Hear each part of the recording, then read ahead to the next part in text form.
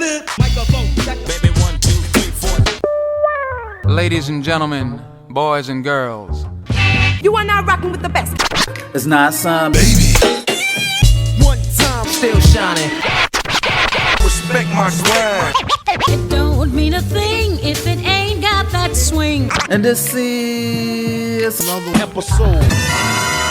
a Swingers After dark. What time is it? It's time to get live. and this is your host. Not some baby. Let's go, champ. Microphone check 1 2 1 2. This is your host, not some baby, and this is another episode of Swingers After Dark, and I'm with Dana from Your Own Element Midwest Swingers. You feel me? And you know, she pioneered the LS podcast game. You know, she's one of the forerunners of the podcast as far as the podcast industry, as far as, you know, swingers and the lifestyle in general. You know, I came later. You know, I came a little bit later, like a year or two later, but she's one of the forerunners. You know, if there was a Mount Rushmore swinger podcasters or lifestyle podcasters, Dana will be on that bitch.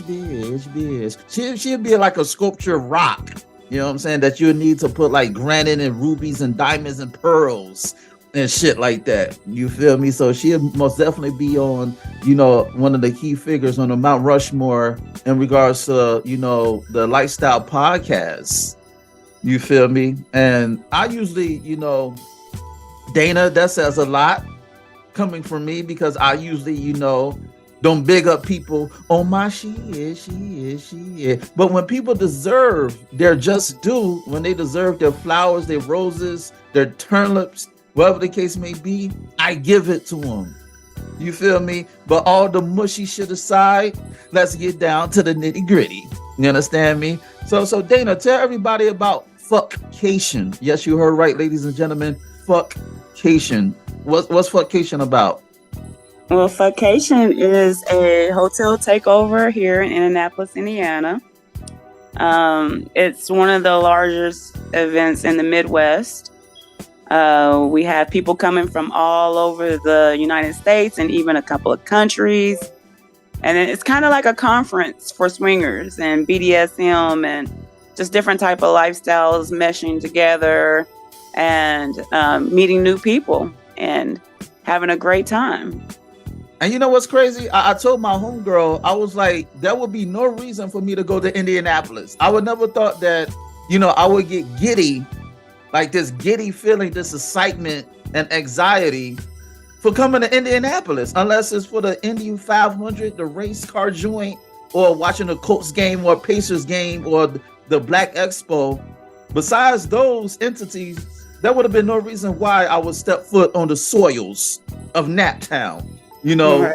And, you know, when they call Indianapolis the Nap, because, you know, the NAP in the middle of the spelling of the city, Indianapolis. But to me, when I heard Nap Town, I thought like I would go to sleep in that bitch. You know what I'm saying? So when you go to Fuckcation, you definitely will not sleep. No sleep. There's no sleep. So it's like, you know, a lot of cats. I've been watching your podcast. And once again, ladies and gentlemen, her podcast on YouTube is Your Own Element Midwest Swingers. Once again, Your Own Element Midwest Swingers. So UROWN. Yes, that's UROWN. Your Own Element Midwest Swingers.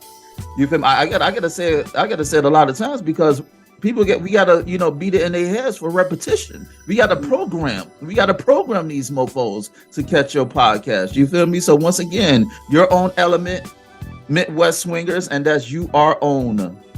That's Your Own. You feel me? So, you know, I wanted to, you know, chop it up with you in regards to this topic, because you have a lot of single males and newbies. You know, they may not know how to plant their flag, so to speak, at Fuckcation. They may be nervous. They may not know how to interact. And not for nothing, you have a lot of people, men and women, who may be socially awkward. You know, I was socially awkward at one time in my life, but I grew out of that, you know. Yes, picture me being socially awkward. Ow. But I grew out of that because I knew what worked and what not to work. So, you know, but before I share my perspectives on how to break the ice as a newbie, particularly a newbie male at Fuckcation, give the guys some jewels about the keys, not necessarily to like for success, to getting ass, but to, you know, interacting, because nowadays the swinger lifestyle is more social than ever. Like when I came into the lifestyle, if my dick was hard and your pussy was wet, we were fucking, and there was some level of attraction there.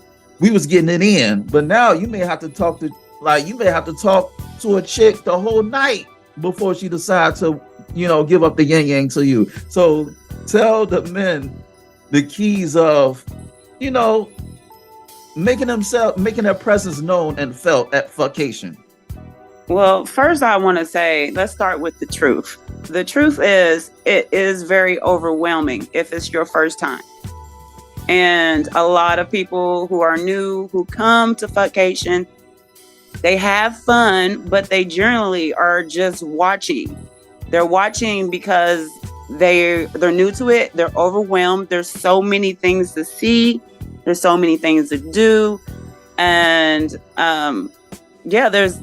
an overload to your senses. So I would say the best advice to do is to definitely get involved with the event group, the event page, or band app.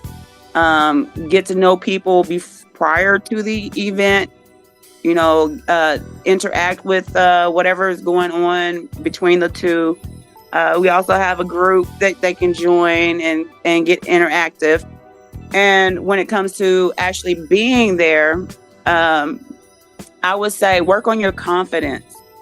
Like the first time I went to a swingers club, it was overwhelming as well. I didn't know anybody. I didn't know what I was doing. I didn't know what it was about. But I had to decide that I was not going to be shy. I was not going to be on the wall. I wasn't going to just sit around and look at everybody else have fun and enjoy themselves. I literally put myself out there. So a good tip for new men is to definitely try to interact with people, not on the level that you're trying to get pussy, but more so on a level that you're genuinely trying to get to know someone, because connections is key.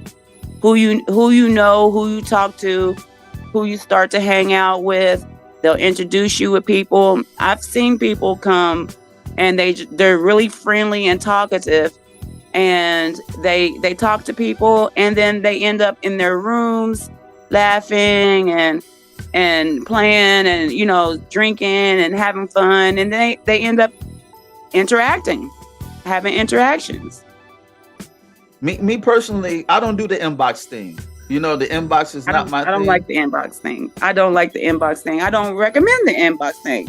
But being active on social media, like if there's an event page or a group, that's a little different, you know.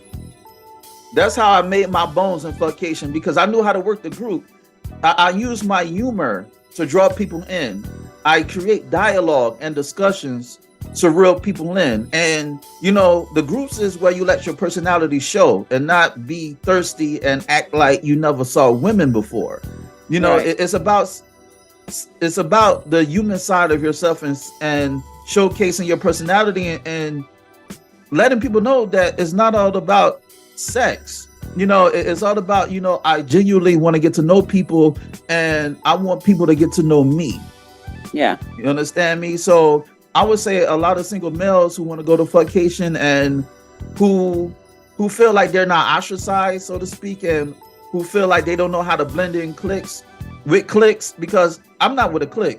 I don't need a clique. Never have, never will. Even when I grew up with a crew, I did not need them as my backbone. It just so happened we lived on the same block and we just, you know, became cool and we had our crew, but I still walk lock and step with myself. And with that said, you know, a lot of dudes, they may feel intimidated by, you know, a large crowd, because not for nothing at Fuckcation, it was over 1,000 people at Fuckcation, but it did not feel like that because I've been in the game for a long time. But like you said, a lot of people, newbies in general, they may feel overwhelmed and they don't know where to start. But I would say it's all about the group. The group is like the preseason. You know, you make your trades, you know, sign your players, release your players. It's like the preseason where you get ready for the regular season. And then if you make it to the playoffs, you get ready for the finals or for the Super Bowl. You understand me? So I would say a lot of fellas, you know, work the group. You know, don't look at women like they just a piece of ass. You feel me? It's like just interact with them and be funny. Just don't be goofy. You know, be funny. You know, women love humor. Women love humorous dudes. And we love men. We love men with personalities. We love men that can walk into a room and their presence is known. And they don't have to be cocky. They don't have to have big egos, but they can be funny. They can be kind. I'm not gonna say his name, but there is one particular. Well, I'm gonna say his name because he's been on my YouTube channel. Ray. Ray to me is a prime example of a man who came out of nowhere and introduced himself to Indianapolis, and we absolutely love him because of his personality. He just came over one day, met us, and he felt like family by the third hour he was there. He was washing his clothes, you know what I mean? He was eating with us. He was breaking bread with us and just making us laugh. And he was very kind and generous to us, you know, hey, do you need help with those groceries or, you know, whatever it was. So when you come to Fuckcation, and one of the tips that I picked up from an ex of mine, which I thought was very clever, was that he would help women with their bags to their room. I know who you're talking about because my homegirl told me that he did the same thing to her, and that's why she wanted to play with him. She was like, "Yo, no dude have ever done that for me." Right. When I saw that, I picked that up. I was like, I see what you did there. I see what you did there. You go and you help women with their bags. That is a perfect introduction to that female. And even if you don't play with that female, when she talks about you or references to you, she's going to say, yeah, he was kind. You know what I mean? That's a good guy. You know, he helped me with my bags up there, you know, very generous. Didn't ask to play or nothing, just grabbed my bags and took them up to my room and introduced himself. And you see how you brought that up, because she brought that up to me. We were roommates. And she was like, yeah, such and such. You know, he helped me with my bags to my room. Yeah. And never forget those. You don't forget moments like that. And, you know, one thing led to another. But on the flip side of that, it shouldn't be quid pro quo. It shouldn't be one hand washes the other. Even when you're doing that out of kindness, or even if you have ulterior motives, don't expect anything in return. Because there've been instances where women did not want to play with me, but at the next event they was like, yo, what's up, you want to get it in? I'm like, you know, shell shocked, because I'm thinking she wasn't feeling me like that. Let me break this down. Let me break that what you just said down. There have been plenty of men that I have said no to at first approach. For one, if it may not be an initial attraction there, but once you get to know people, it can change. The best playmates I've had were people that I turned down originally, and then got to know them, seen their personality, see how they move, and then that became attractive. So just because a no is a no the first time doesn't necessarily mean that it won't be a year from now. I've turned people down for 2 years in a row, and then on the third year I played with them because I got to know them that deep. Well, I just want to say, I want to put in a disclaimer, because a lot of people may get that misconstrued. Yeah. Like, just because she may change that no into a yes doesn't mean that you have to badger them. You know what I'm saying? No. Do you want to play? Yeah. You want to play? You want to play? If she says no, even if she says maybe or later or soon, take that as a no. Yeah. So- Take that as a no. If it's anything but a yes, it's a no. For today. Don't keep asking over and over again. After someone says no, let them come back around to you. Let them come back around to you. And don't take it so personal, and don't think that it's a definite no. But do not keep going back and asking. Let them come back to you on the second round.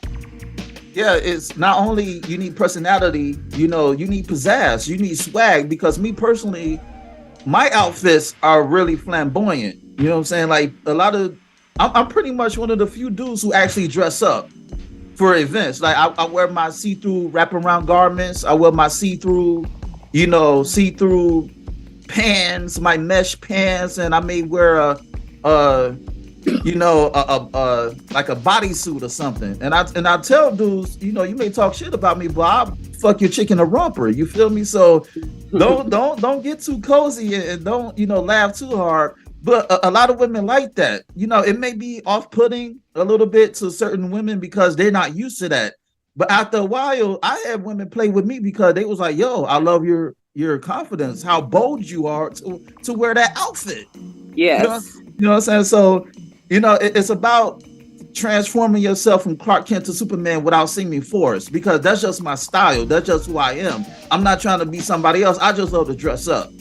Yeah. You feel me? Like I made a joke as I get older and more mature, I make a joke that I get an orgasm from dressing up and showing off my dress downs than actually getting that nut, than actually a play session. Because I'm long in the tooth, and by the time it reaches like midnight or 1 a.m., I'm ready to go back to my room and watch Forensic Files. You feel me? And if Shorty wants to play, you better inbox me or call me and say, yo, meet me in my room, because I'm not walking around the whole fucking night. But back to the lecture at hand, it's about having something that stands you out make you stand out from the crowd.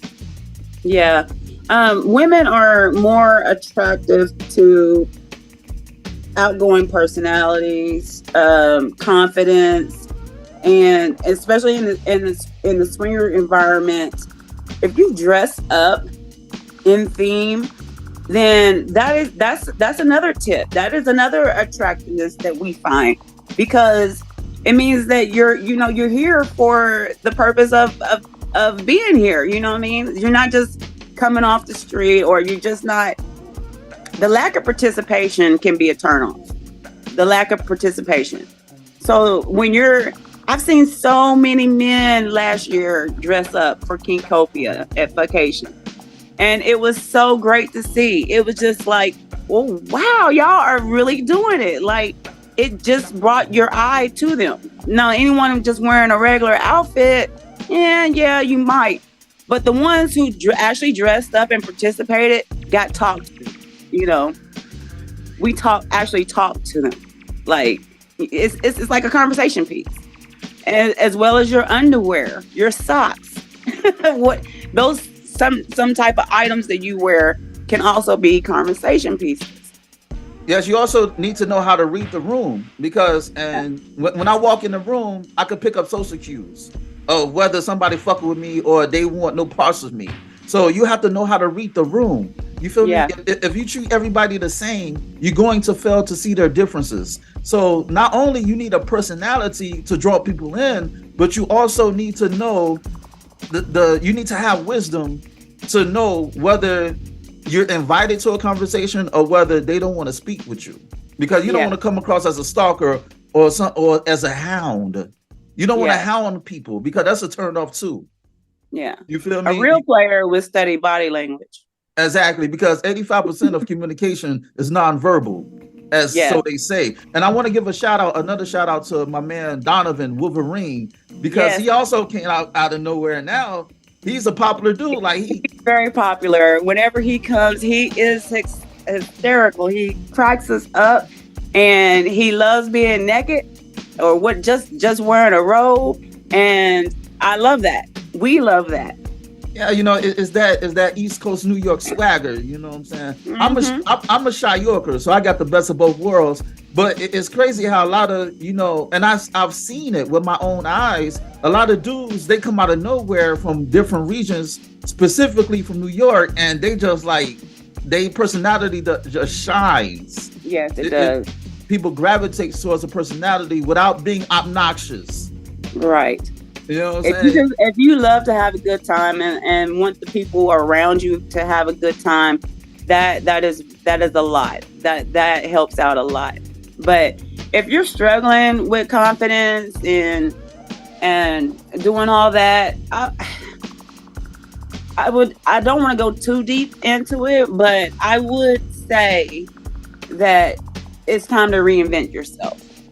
And the lifestyle is the perfect place to reinvent yourself. I literally reinvented myself in this lifestyle because I was the shy person.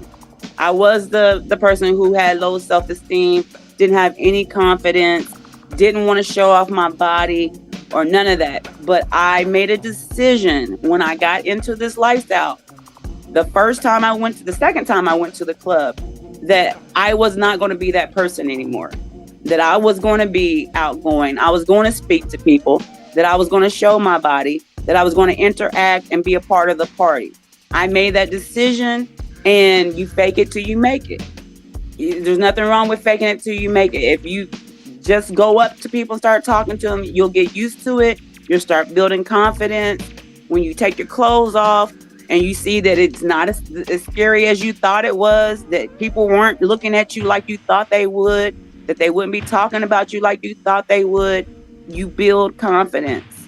You start to build more confidence, and then you'll get compliments like, oh man, I love your confidence. How you can just walk around here naked, and people have told me you're such an inspiration to me. Like, because I see you walking around naked, and it makes me feel like I can do it too. On the flip side of that, people don't know how to fake it till they make it. They just fake. You feel me? So it's like it's like, for an example, me personally, I'm an introvert. I really don't like to be around people. I don't like to talk to people. That's why I would never work in a call center unless I'm starving and desperate. But like you said, I want to say, I want to say fake it till you make it is pretty much done out of necessity, because we're social creatures. As much as I say I'm an introvert, we're still social creatures at the same time. So instead of losing myself within the confines of the faking it till you make it philosophy, I pick my spots. You know what I'm saying? Sometimes I might withdraw, and sometimes I may participate with the crowd. So it's like, you know, how the sun would shine during a certain time of the day, and then it withdraws so the moon could show. So it's like you playing peekaboo with the audience if you're not comfortable being around with a crowd, so you will not feel overwhelmed. Sometimes I may go to my room and chill out for like 10-15 minutes and come back to the festivities. You know what I'm saying? Yeah, because it's normal. So it's not about taking a break, and it's like picking your spots so you won't feel overwhelmed and pressured that you have to interact and socialize, and you dealing with many different personalities. You feel me? So you kind of have to be a psychologist and don't take things personally. You may step to a chick and you may shoot your shot, and she may just blow you off. Hell, she may even embarrass you or humiliate you because she may be miserable. But you got to realize, don't take that personally. Just chalk that up to, okay, she's not for me, and go to the next chick who may give you the vibe that you're looking for, or people in general who may give you a vibe that you're looking for. Because I tell people all the time, just because we're in a lifestyle, that doesn't mean we fuck with each other.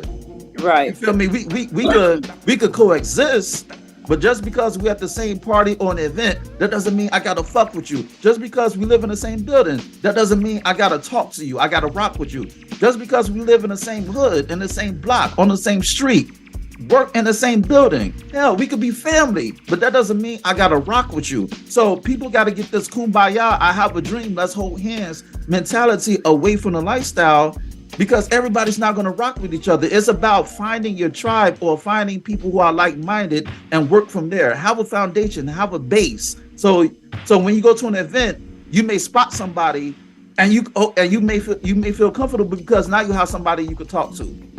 And that's how I started in the Midwest. I kind of had a cheat code because I had a podcast. Well, I have a podcast. So that was my introduction, and I started to interview people. So interviewing notable people like the movers and shakers, that was kind of like my cheat code. And from there, I had to show them that I'm a good dude. You know, I got my shit to me. I got my ways. You know what I'm saying? I'm not perfect. But for the most part, they could say, you know, Wavy, he's a good dude. You know, he may be kooky sometimes. He may be, you know, out there sometimes. But I can honestly say that, you know, if I want somebody in the trenches with me, Wavy is one of them dudes. You understand me? So it's all about using your strength to your advantage. You feel me? Like, I write books, I podcast, and people know me as that. So it's about, if you're humorous, use that as a so-called selling point, so to speak. You know what I'm saying? So you know how to network. You know how to speak to people. Dana, you know how to speak to people. You know how to network, and it's not all about your. I also am introvert. I also am, but I feel like in this lifestyle, it gave me a platform to be who I wanted to really be. Like I said, I don't think when I say faking it to making it, I basically had an idea of what I wanted to be like and who I wanted to be. And you have to become that. You can't, you don't be that overnight. So when I say faking it till you make it, that means push yourself to be what you want to be now.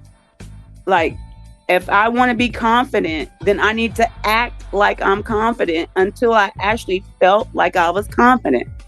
You can't go from non-confident to confident just by saying I want to be confident. You have to actually put something into motion to get that way. You're never going to be confident hiding in your room. You're never going to be confident standing against the wall. You're never going to be confident just being quiet and not talking to people.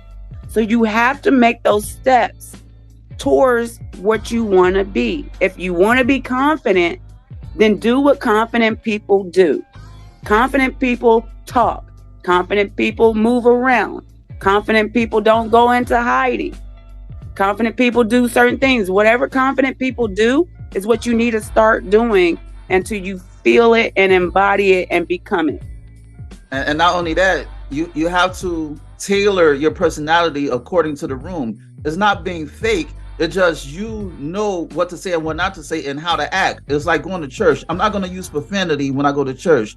When I go to a job interview or when I go to work, I'm not going to be like, yo, what's up, son? Yo, I'm not going to have that same lingo like I have with my homies. So I say that to say, I like to dress down. I like to wear, see-through shit. I like to wear, what people may say flamboyant. But over the years, I had to know what works and what doesn't work. It's kind of like you have to market yourself because you don't want your uniqueness to go against you, so to speak. You don't want your uniqueness to be your worst enemy. And what I mean by that, certain outfits I'm not going to wear in an event. I may like it, but I know that this audience is not ready for that, or they're not going to feel that. I'm not going to, shoot myself in the foot just because I want to floss and be quote unquote different. So that goes back to me reading the room. And as far as, being bold, even I took baby steps, because when I first started wearing certain outfits, I did it around my circle. Yeah. Then it was a game of trial and error.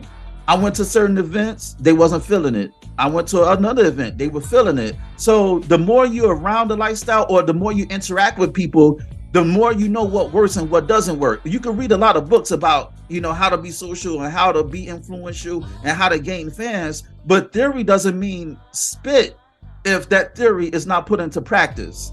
You understand me? I agree with you. The environment sets the mood, and even though I like to dress down a lot, I like to be in my own skin when I go to parties. If I go to a party and everybody in that room is dressed from head to toe, all the way up to their neck or their eyeballs, and nobody's dressing down, I'm not going to go dress down. I'm not going to go walk through I have walked through parties naked and everybody else is dressed. And then they're looking at me like, well, damn, but I'm like, isn't this what we're here for? So sometimes it is awkward. So I do go put my clothes back on because that's not what they're here for. But at Fuckcation, we're definitely here for that. We're here for that. So reading that crowd, yes, every party is different. No two parties are the same. Not even every Fuckcation is different. So, you're going to run into different people. You got different things going on, but I would say be very comfortable and try your best to not fit in, but level up. Level up. If you're going to jump into Fuckcation, you better jump in with both feet. I also have a journal for newbies in the lifestyle. It's got a lot of good tips in there, and journaling is great. It's great for the soul. And that can be found on Amazon as well too. What's the name of the journal? It's Your Own Element Lifestyle Journal. Well, we're gonna do something a little bit different. I'm not gonna do my regular schmegler outro. Give single men in general, within 5 minutes, words of wisdom. Like how they could blend in and how they could, kind of like sway the crowd, like Ray and Donovan. They came from New York and they became a staple in the Indianapolis scene. I mean, like I said, the best advice I can give them is to not be a wallflower. Don't be a wallflower. Like, actually show your personality. Talk to people. At least meet 5 people. Introduce yourself to 5 people at every party. Get out there and mingle. Don't be afraid of rejection. And that takes time as well. If you get rejected, just keep on moving. Keep on moving. Don't let that get you down, because you got to get used to that as well. And, dress good, look good, smell good, all the above. And that's a great starter. That's a great starting place. And generally introduce yourself to people like you want to get to know them. Not like you want some ass. Like, we get it. Right. We hit a fuck, but don't make it apparent, Right. For sure. And watch the vets. Watch what they do. Because if dudes watch me, they're gonna get pussy left and right. Ow. And on that note, until next time, peace.